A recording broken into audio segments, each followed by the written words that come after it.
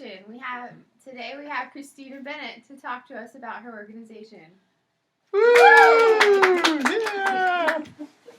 Hi. Can you tell us a little bit about your organization? Yeah, OFSL, also known OFSL, Fraternity and Sorority Life Office, is an office on campus, and it's under the Student Affairs Division, and they kind of oversee all of the Greek organizations that we have on campus, so whether it's our NPHC Council, MGC, Panhellenic, or IFC, and they kind of are here not to tell them what to do or what not to do, but more so to advise.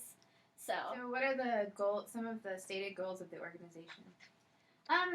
There's many stated goals, but the majority is just to foster growth within the Greek community and kind of not just be the traditional fraternity and sorority community that like you see on movies, like they all party, blah, blah, blah, but to actually like help with academics, to help with philanthropies, to help with multiple different things.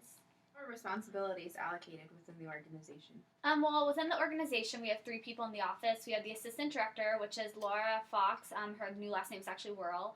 And then we have Justin Sipes, who's the coordinator, and then myself. I actually work in here as a student assistant.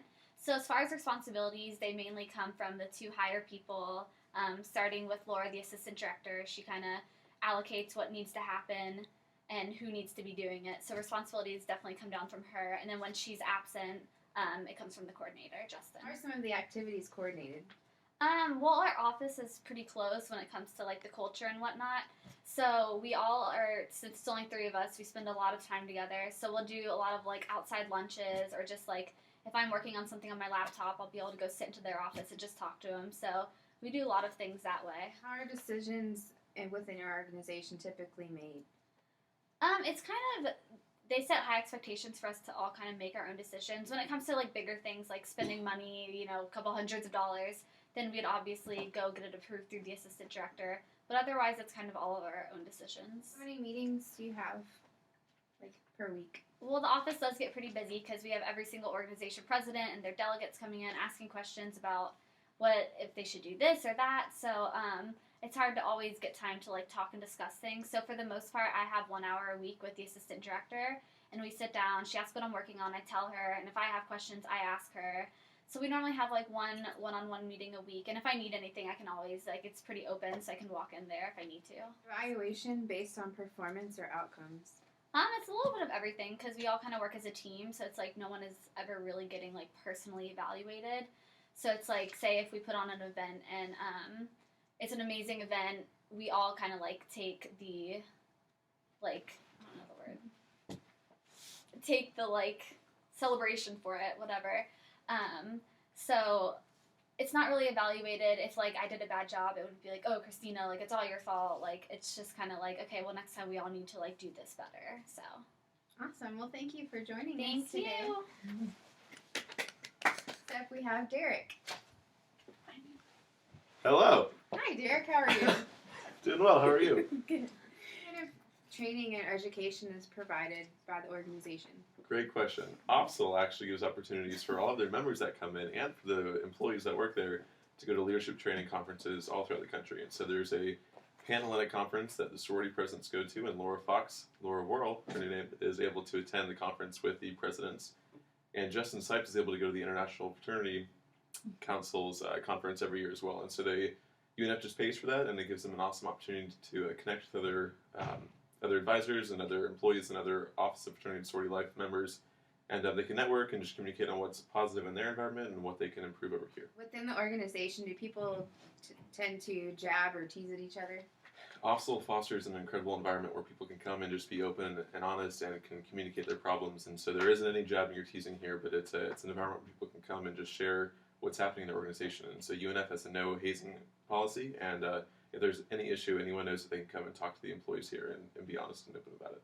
People socialize outside of the workplace? Oh yeah, there's great socials that happen throughout the Greek life, and like Christina earlier mentioned, they have meetings that are outside, and they'll go and grab dinner together, and it's a big family-friendly environment, and everyone's always welcome. Well, thank you for joining us today. Thank you. Next up, we have Amy. Hey, Amy, how are you? Good. How are you today? Good. So, who are the recognized people of power in the organization?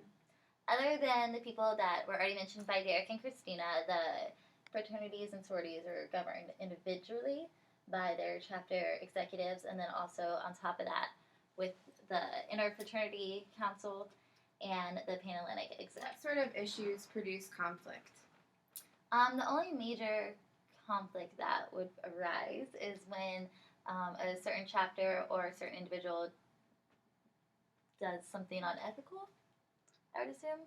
Like if they were hazing or if there are grade issues, then their execs would get involved. And how do people of power relate to people who are relatively powerless and vice versa? In the individual chapters, it's a very open forum. They meet weekly, so everybody can have a chance to discuss whatever is occurring within their chapter. Panhellenic meets occasionally as long as the Interfraternity Council, and then in the Office of Fraternity and Sorority Life, it is a very open forum where anybody could come in and discuss any issues or conflicts with any of the higher-ups. Is there any evidence of inappropriate use of power? Not that has been around lately. There's never been anything to, what would I say to that? Anything to describe it, I guess. Great, thank you for joining us. No problem. Next up, we have Brittany. How are you? Good, how are you? I'm good. Tell us a little bit about the organization's history. Yeah, absolutely. UNF was founded in 1972, and then the Office of Fraternity and Sorority Life was founded a couple years later after that. Can you tell us about some of the organization's core values? The mission statement is the fraternity and sorority life strives to be the prominent leadership and character development engine of the university on a local and international level. The department strives to help foster fraternity and sorority community with a sense of belonging and increase self-confidence, social skills, networking, and overall good stewardship among each organization's chapter and within the entire University of North Florida body.